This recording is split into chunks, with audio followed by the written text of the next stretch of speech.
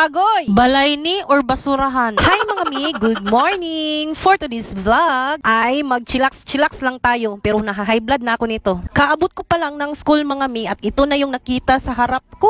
Diyos ko Lord! Bakit nagkaganito? Mura man yung masakir, oy! Imbis na chillax day lang nato karon mga mi pero nganong kini man akong una nakitaan pag abot na ako oy sumatik inahan man ta sa kanunay panabang mag-ilis na dayon ta diri mi kay sugdan na nato atong general cleaning imbis nga dili ta mag general cleaning karong adlaw. Una ko na palang inurog dyan ang mini-reef namin mga mi para malinisan ko yung sa ilalim ba kay sobrang malikabok na mangyug kaayo. Araw nga pala ngayon ng Webes kaya may pasok yung mga bata at kami lang ni Nana dito na bibilin sa balay. Pinasilpon ko muna si Madam Diha ba para hindi magsinamok-sinamok sa aking mga bubuhatin. While naglilimpyo ako, nagchat nga pala yung panganay ko nga siya daw ang nabugbungkag dyan sa mga gamit dahil pinangita daw niya ang ID niya. Buti na lang talaga at pinagta-timing niya nga kung kanus ako walang order, dyan siya nagbubungkag kay kung na ako'y order ay sus, Ginoo ko Lord, unsaon na lang. Bitaw mga mika poy kaayo ning daghan kaayo tabuhaton bitaw kay dili na nato manutis nga ang balay day daghan na kay mga chichiburichi.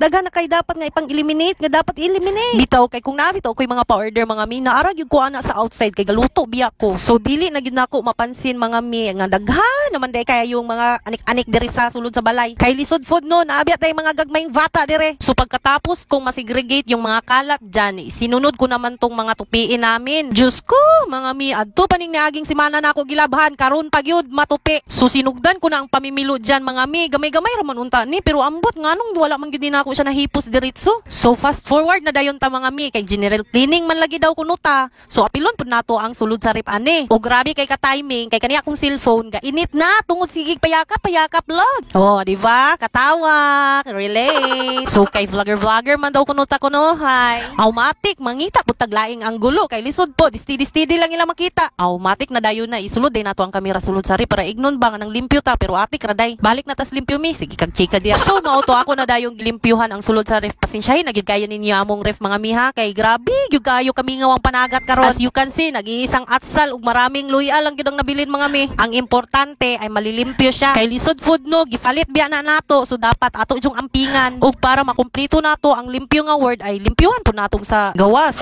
So pagkatapos kong maglinis sa sulod sa among balay mga mi, automatic dito na punta sa outside world. Og nagkuha day kog isa ka balding tubig ana mi para atong bubuan atong mga talamnon ba. Gumawa kasi si Vanna ng mini garden mga mi kay what is kung may itinani may anihin biya. So nagtanom-tanom mi diya og mga gulay-gulay. Kadaghan bas what is uy kay diri sa syudad mga mi walay uso ang pangayo lahat papalitin maskin tanglad papalitin maskin kalamunggay nga naa sa daplin papalitin. So pagkahuman ako og bukbo sa aming mga halaman mga mi ay naglimpyo na din ako sa gawas naninilhig na ako diyan ng sugod para mataas ang agi ba at sa mga funtong ito ay nakakafoy na inyong tinderag turon ani mga mi pero kay mama man ta away kapoy lihok diay og sa mga puntong ito mga mi alas 11 na day ko nahuman ani o di ba gamay ra kay gyud among balay mga mi pero lupig pay mansyon akong gilimpyuhan. So, diri na lang kita taman mga mi. Bye!